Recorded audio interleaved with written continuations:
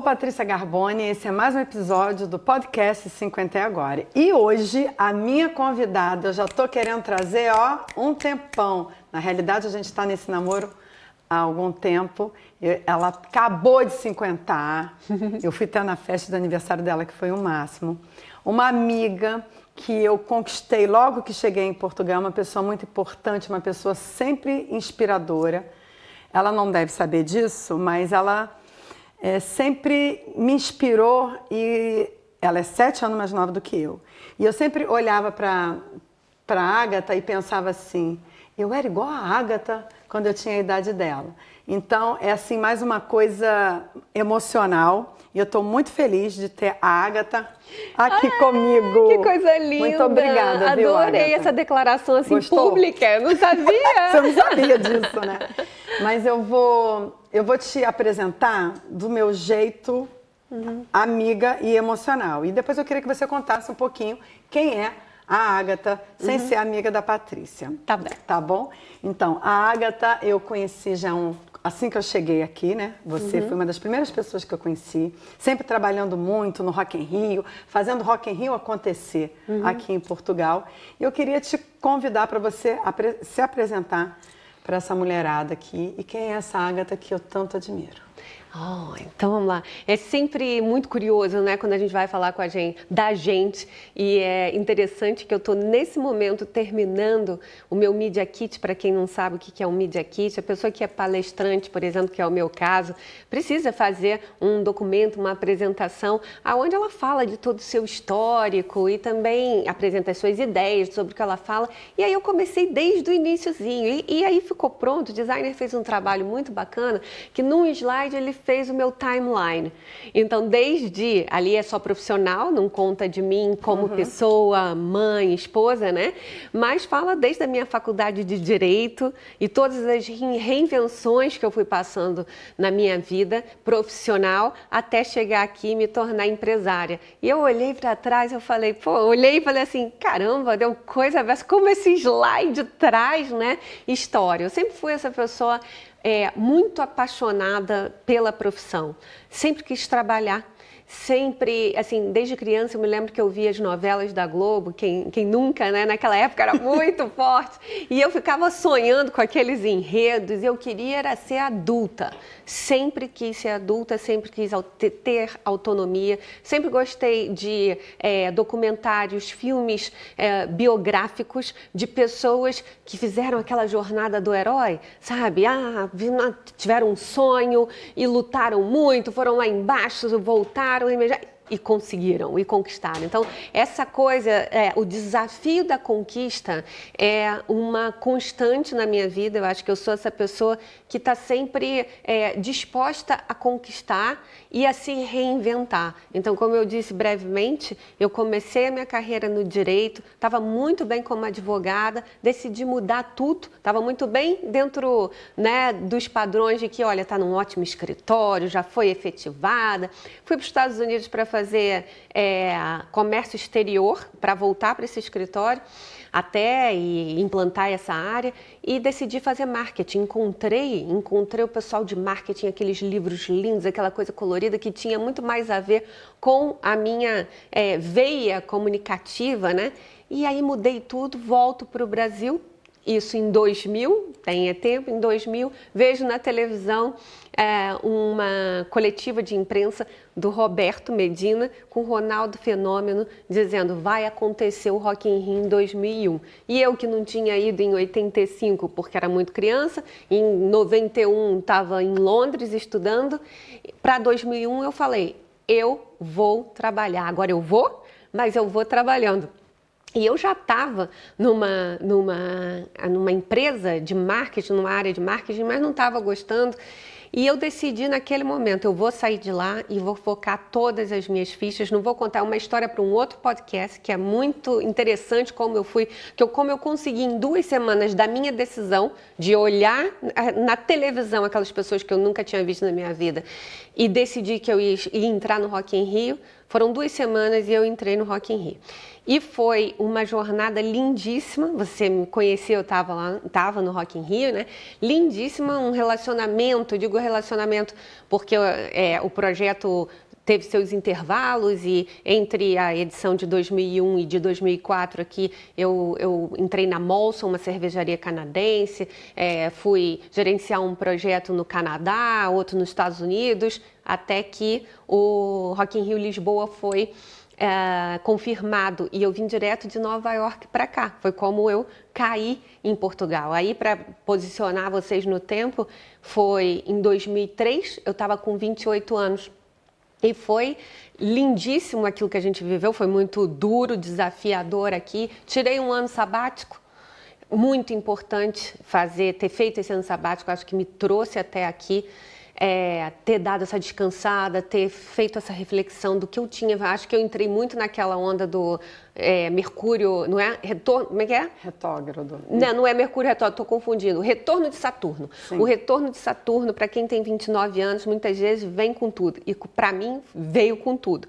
Ali eu fiz um balanço muito, muito assim, profundo da minha vida. E respirei, voltei. Rock in Rio Lisboa aconteceu de novo em 2026, 2005 vim para cá, já estava namorando meu marido, que é português, fomos morar juntos e começou uma outra vida para mim também, essa coisa do ter um relacionamento. Rock in Rio foi para Madrid, fui eu para Madrid, depois a gente casou, aí tivemos filho, fui mãe aos 36, depois aos 39, sempre muito driveada pela carreira. Casei com um homem que me dá todo o apoio para eu voar, e isso é muito bacana. Acho que não estaríamos juntos há tanto tempo se não fosse assim, 22 anos de um casamento de muita parceria, porque ele comprou o pacote assim, né? Ele comprou o pacote dessa Ágata que vai para cima das conquistas. E aí, durante esse tempo todo de Rock in Rio, foram muitas reinvenções. Eu deixaria, então, assim, fecharia aqui a apresentação sobre mim, que sou uma pessoa que, felizmente, conseguiu ter um conjunto de coisas muito importantes na vida, de valores que são a família, né, a maternidade, o lado feminino e, ao mesmo tempo, essa coisa de uma liberdade criativa muito grande e todo o tempo que eu posso ter também dedicado à minha profissão, à minha missão na minha carreira. Muito bacana isso. Você estava falando, né? E eu acho que na vida da mulher, essa mudança dos 29 para o 30 também dá uma chacoalhada. Esse ano, meu filho fez 30 anos. Uhum. E para mim foi muito, assim, acho que a idade mais importante, não importante para ele, mas importante para eu fazer meu balanço da minha vida. Porque os meus 30 anos eu também estava passando por mais ou menos igual a você. Não pelo lado profissional, mas pelo lado familiar. Eu estava acabando de me separar do pai dele. Então, quando eu fiz 30 anos, eu estava com aquela sensação que eu estava mudando a minha vida. E eu até conversei isso com ele, né, para tentar entender se isso era uma coisa importante dos 30 ou era da minha fase de vida naquela época, né? E ele falou para mim, não, mãe, realmente parece que a gente tem que ter mais responsabilidade quando faz 30 anos, parece que é um peso maior. Muito bacana você falar isso, porque me veio essa lembrança e também mostrar o quanto eu sei agora, porque o tanto que eu te admiro. Porque essa parte eu não conhecia muito bem. Eu te conheço por conta da Gi, que é uma amiga que a gente tem em comum, que também veio para cá na época. Gi! Roberta também, né? Queridíssima. Que muito querida também, que nos uniu. Então, eu conheço a sua versão, né, mais para frente, né? Talvez no 30 mais. Não tive esse acompanhamento dessa sua mudança, né? Que para mim você tinha feito essa primeira mudança drástica de profissão agora, mas não, você já fez a primeira lá atrás, né? Aos 23 para 24. 23 para 24. Isso. Né? Então, assim, isso mostra muito a sua característica, né, de liderança da sua própria vida, né? Porque você não tem medo de arriscar em idade nenhuma, né? Não, eu acho que é muito importante a gente falar sobre medo, porque assim, não é que eu não tenha medo, eu acho que a minha coragem supera o meu medo. A coragem não é a ausência desse tal medo, a gente tem ele. Só que quando a gente tem certeza e fé, certeza de que você tem que fazer, não é certeza de que vai dar certo, é certeza que aquilo te move. Então eu preciso ir ao encontro daquele plano, daquele projeto, daquele sonho, né?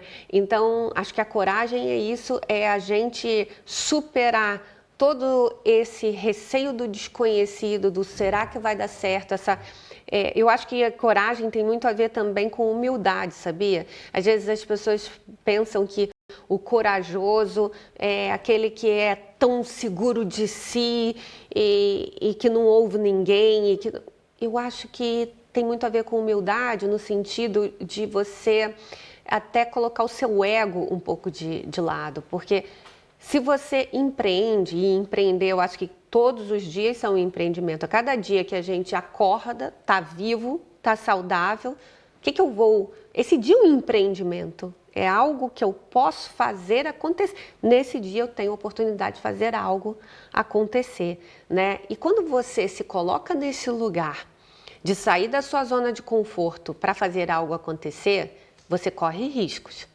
E se o seu ego for daqueles barra pesada, que te levam a uma vaidade muito grande, que você fica com medo do que os outros vão dizer se você falhar, aí você vira aquele engenheiro de obra pronta. Muito fácil dizer tudo que está errado depois que o prédio está levantado.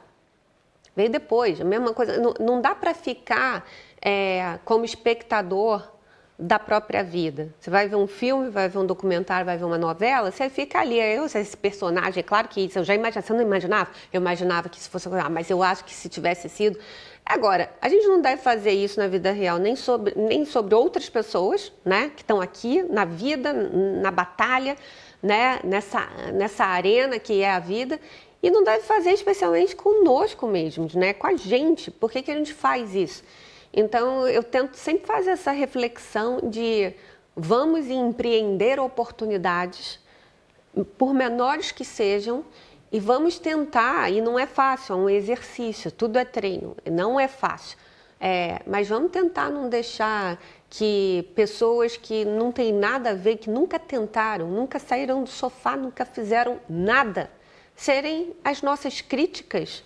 Não vão ser, não vão criticar. No máximo eu vou, como você sabe, eu também tenho um podcast. Ok, se você, Paty, olha para o meu podcast e fala, Agatha, eu acho que de repente aqui você devia fazer assim, assim, cara, eu ouço de uma outra maneira.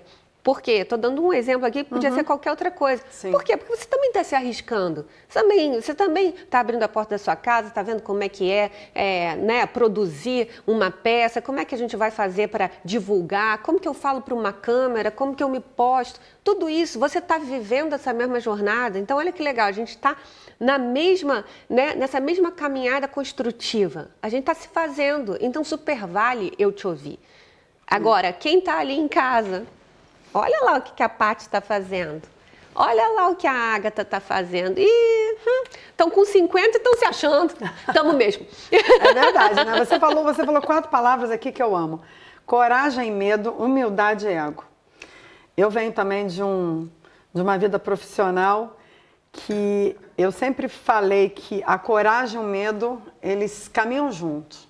Né? Se você falou para mim, foi perfeito. A gente tem medo, sim. Só que a nossa coragem sempre ela é maior do que o nosso medo, né? Isso assim eu achei assim fantástico. Em qualquer época da nossa vida, tanto em idade quanto se você está falando da área emocional, profissional ou pessoal, né? Eu acho que a coragem ou o medo ela acorda e dorme com a gente, acorda, né? É um exercício diário que a gente faz. E você tocou aqui num ponto que eu gostei muito, que eu acho que ele é muito importante nessa nossa versão 50+. Você acabou de entrar nessa fase 50ona, muito bem-vinda a ela. Eu, quando eu 50ei, eu não estava assim, maravilhosa, plena como você. Ah, não, gente, não acreditem. É verdade, não acreditem é verdade. Eu não moça. estava, porque eu estava assim, eu era muito acelerada e não me preparei para 50. Eu sempre fui uma pessoa muito preventiva. A minha vida estava numa agitação tão grande, de repente, os 50 bateu, ele bateu junto com a menopausa. Eu sempre costumo dizer isso. Tem gente que ganha muitas coisas de 50 anos. Eu ganhei a menopausa de presente de 50 anos. E aquilo foi tudo muito complicado na minha cabeça, porque eu tive oscilação de hormônio muito grande. Então, bateu mesmo profundo. E a humildade, a coragem e o medo, ele foi muito presente naquele momento, porque eu tinha muita humildade de querer entender o que estava acontecendo comigo. Né? Tem gente que me pergunta assim, você é médica, Patrícia? Não, não sou médica, mas eu tive a humildade, deixei meu ego de lado, porque, né, olha, está acontecendo coisas comigo que nenhum médico consegue me explicar o que está acontecendo, porque a gente tem que lembrar que 8 anos atrás ninguém falava de menopausa. Ninguém falava de menopausa. Menopausa não era tema. Ninguém nem podia falar. Eu nem me dei conta que eu estava entrando na menopausa. Simplesmente fiquei sem menstruar e quando vi, falei, gente, já tem 6 meses que eu não menstruo. E aí? Meu Deus, a menopausa. O que é menopausa? Não sei o que é menopausa. Entrei no Google com 49 anos e meio e botei o que é menopausa. Foi a primeira vez que eu vi a palavra climatério. Então hoje, quando eu vejo mulheres entrando nessa fase e a minha geração, né? Não geração porque a gente é da mesma geração, mas essas mulheres que tiveram voz para falar de uma coisa que era tabu, e eu fui em busca de querer saber, eu fui perguntar para minhas amigas, vem cá, sou só eu que sinto isso, você não sente nada? Sabe? Então, eu acho muito importante nessa fase da vida a gente conseguir deixar o ego para aprender, aprender novas coisas, né? Para você ter coragem de fazer novas coisas, mesmo com medo, porque o medo ele está sempre junto da gente. E eu vou aproveitar essas 4 palavras, né, que você falou aí dessa nossa conversa, que para mim são palavras muito importantes. Eu queria te perguntar, aos 24 anos você teve a coragem, a humildade e deixou seu ego de lado para recomeçar do zero. E você está fazendo isso hoje, quer dizer, você fez isso um pouco, né, pertinho aí de 50, né, com uma nova, eu não digo carreira, mas num novo empreendimento, com a maturidade que a vida traz, né, você está começando do zero, mas com bagagem, né? E como é que é isso? Conta aí pra gente como é que é mudar novamente de carreira perto dos 50. Eu te disse a palavra reinvenção, né? A reinvenção está na gênese, no meu DNA, desde sempre. Eu acho que, não só porque... Acho que a reinvenção em mim não vem por uma coisa, um desejo raso de mudança. Não é. É que realmente eu me entrego com tudo àquela fase ou aquele projeto, aquele sonho no qual eu acredito. E, como eu me entrego com tudo, em alguns momentos da minha vida, eu percebi que eu já tinha entregue tudo e que eu queria aprender mais. A coisa do aprendizado contínuo está sempre comigo. Quero sempre aprender no sentido de me desafiar. Então, eu diria que não só aos 24, quando eu passei do direito para o marketing, mas todas as vezes, quando eu vim mesmo para o Rock in Rio, aqui, eu deixei uma posição muito segura, que seria de 3 anos na Molson, 3 anos que eu ficaria nos Estados Unidos, com um salário muito bacana, com um título muito bacana, com estrutura. Eu vim atrás do sonho. E aquilo me movia. Ali é mais uma reinvenção. Porque, assim, muitas pessoas jogam pelo seguro. Não estou dizendo que tem certo ou que tem errado. Eu acho que tem espaço para tudo. A gente só tem que saber que as nossas escolhas, se você joga sempre pelo seguro, provavelmente, assim, é muito, muito improvável que você tenha vivências e experiências extraordinárias, ok? Quando você se arrisca, você chega mais próximo do extraordinário. Então, não adianta a gente viver uma vida pautada pelo não risco, pela segurança, pela previsibilidade o tempo inteiro e se sentir frustrado de não ter resultados extraordinários. Uma coisa não casa com a outra. Quer o extraordinário, sai do seu caminho. Então, mesmo durante esse tempo todo no Rock in Rio, eu tive função de assistente de marketing, tive função dentro da produção, tive função comercial, de atendimento aos patrocinadores, até que eu me tornei diretora de marketing e foi o maior período que eu fiquei. Mas como diretora de marketing, eu criei vários projetos que ultrapassavam a cadeira de marketing, tá? Estava sempre criando oportunidades, aquela coisa da visão empreendedora, e eu acho que o Rock in Rio é uma grande escola de líderes e de empreendedores. Roberto Medina é um mestre, né? E eu tive o privilégio de conviver com ele, de ser pupila dele, então juntou muito. Eu falo sempre, eu tive o privilégio de ter sido educada por pais, uma mãe e um pai que sempre me disseram que eu tinha o direito de sonhar e fizeram todo o possível para que eu tivesse arcabouço para sonhar. E aí eu entro muito nova, com 25 anos, no Rock in Rio e fico até 48, sendo formada por um mestre no fazer acontecer o sonho. Então, eu juntei já uma pré-disponibilidade, uma crença interior que foi, né, passada para mim no berço, de que eu podia sonhar com alguém que sabe pegar aquele sonho e fazer virar realidade, e que tem muita coragem, que se joga.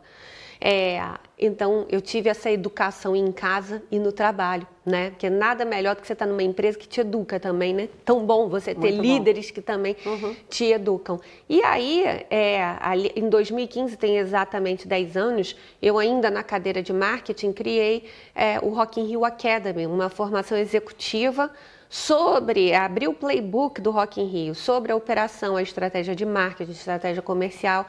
Aquilo me mostrou um novo mercado, uma nova área. Eu conheci o conceito do edutainment, que junta educação com entretenimento, faz com que a gente leve para a experiência de aprendizagem características do entretenimento, como imersão, envolvência, sensações, emoção, diversão.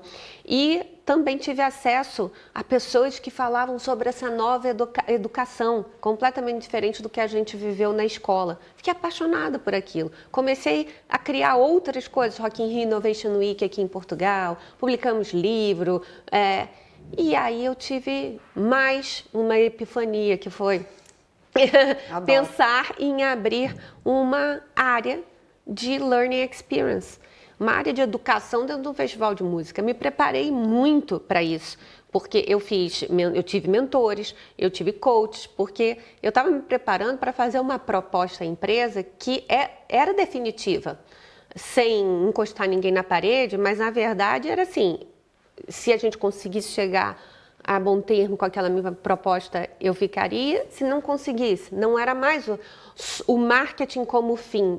O marketing sempre vai estar em mim como meio.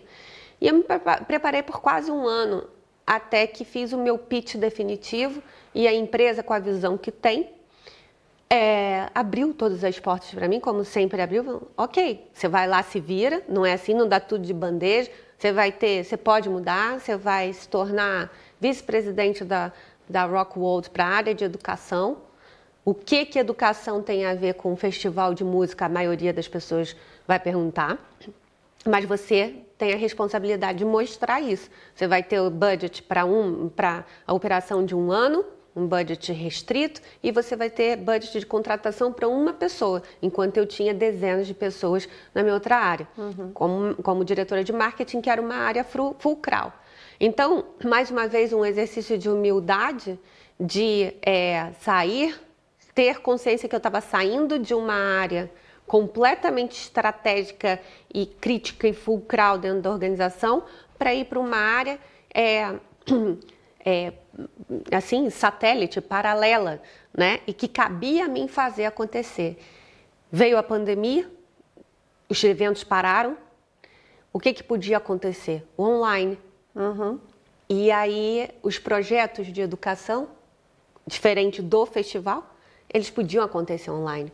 Então, acabou que aquela área e aqueles projetos, Rock in Rio, Manorama, meetups, telas partilhadas, coisas todas que eu criei junto com a minha equipe, foram o que mantiveram a marca Rock in Rio né, no ouvido, no coração, na memória das pessoas ali durante aquele ano. E 1 ano e meio por aí. E eu fui, por causa disso, Paty, sendo cada vez mais convidada para falar sobre intraempreendedorismo, sobre liderança. Eu fui e passei a ser agenciada por uma grande agência de palestrantes no Brasil, passei a ser mentora da Top to You no Brasil e fui tendo um gosto muito grande por formar líderes, que era algo que eu percebi que eu fazia mas de uma forma muito orgânica. E eu queria, então, criar um método, como eu criei, um dia eu volto para contar, só que eu não queria deixar o Rock in Rio, o Detal, não queria deixar aquela empresa, aquelas pessoas que eu adoro, não queria deixar os projetos. Tive outra iluminação, que foi propor à empresa a extinção da área de Learning Experience, mas a manutenção dos projetos. Não dentro da Rockwold, mas na empresa que eu abriria e que, além de fazer esses projetos em parceria com o Rock in Rio, com a Rockwold, eu faria também, me dedicaria à liderança, criaria uma plataforma onde eu tenho podcasts, cursos, etc. hoje. A empresa, mais uma vez, aceitou. E foi muito bonito, porque ali, em 2023, no palco do Detal Learning Journey, com os 48 anos, fizemos uma passagem de bastão, uma coisa muito bonita.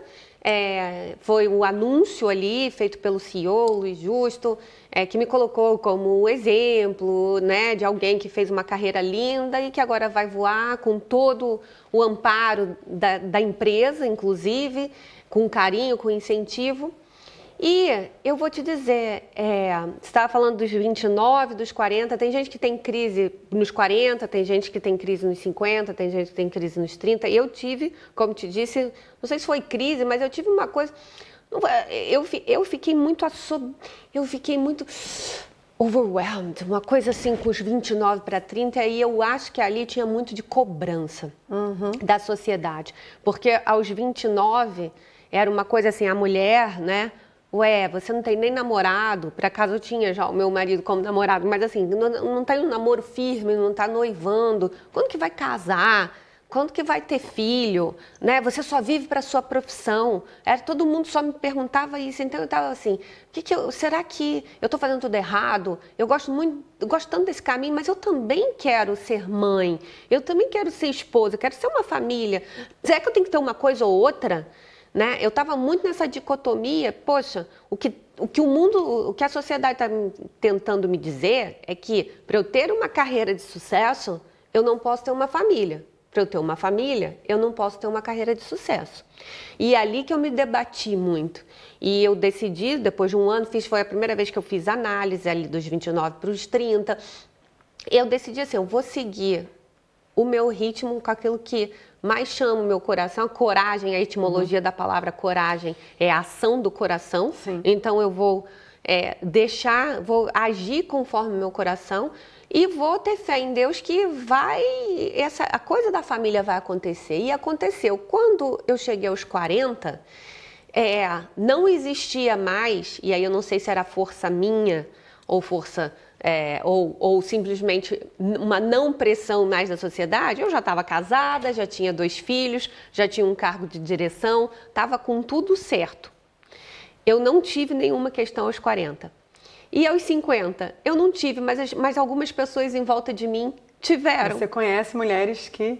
Não só isso. Paty, você acredita que um grande amigo meu, se ele assistir aqui, ele vai saber que é ele, a gente conversou e falou assim, Agatha, isso tem exatamente 1 ano. A minha empresa tinha 9 meses. Foi exatamente 1 ano. Tinha 9 meses e ele falou assim, agora que você já brincou dessa coisa de ser empresária, já disse para todo mundo que abriu uma empresa, você tem noção que em abril, isso foi em setembro, em abril do ano que vem você faz 50? Sim, tem. Você tem noção que você é mulher total? Você sabe que quando você fizer esse aniversário, você provavelmente vai ter diminuído em 60% a sua chance de conseguir um emprego? O que você está querendo dizer? Estou querendo dizer para você parar com essa brincadeira e rápido distribuir uns currículos e entrar como diretora em algum lugar numa empresa, porque senão você vai ficar velha e depois não vai ter aposentadoria. É um grande amigo meu, ok? Nessas horas a gente tem que ter muita certeza. Eu me lembro que eu saí do carro dele, estava até indo para o festival, ele me deu uma carona, não sei o quê. E eu fiquei de gente, é porque nessas horas a gente se questiona assim, por mais certeza que a gente tenha, a gente pensa assim, será que eu estou sendo louca? Será que eu estou sendo impulsiva, leviana? Será que eu estou no mundo de Poliana que tudo vai dar certo, tudo é positivo? Será? E aí, passado mais horas nessa reflexão, não. Quer saber? Essa é a minha história.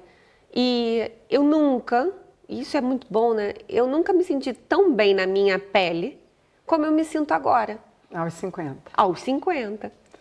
Olha, adoro os seus ganchos para te fazer umas perguntas muito interessantes. Você falou, né? Você está falando de coisas de 1 ano, né? Uhum. Essa pergunta que esse teu amigo te fez tem 1 ano. Exato. Né? E você sabia, você parou, fez uma autoanálise para ver se você seguia mesmo, porque era uma pessoa influente na sua vida. Exato. Né? Homem, né? Influente na sua vida. Aqui no 50 e Agora, a gente tem uma dica da cinquentona.